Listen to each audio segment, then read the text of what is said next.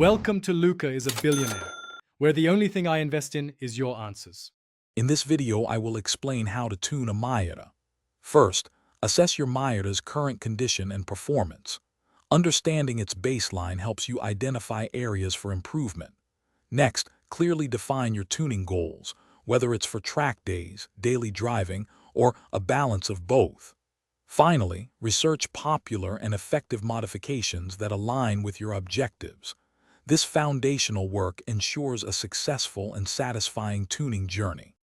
For engine performance, a great starting point is installing a high-flow air intake. This allows your engine to breathe more easily, potentially increasing horsepower.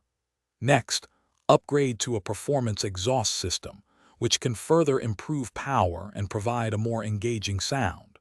Finally, consider engine management software to fine-tune fuel delivery and ignition timing, maximizing your gains safely. To enhance handling, replacing your stock suspension with adjustable coilovers is a key step. This allows you to fine-tune ride height and damping. Upgrading your sway bars will significantly reduce body roll, making your Miata feel more planted in corners. After any suspension changes, always get a professional alignment to ensure precise steering and optimal tire wear.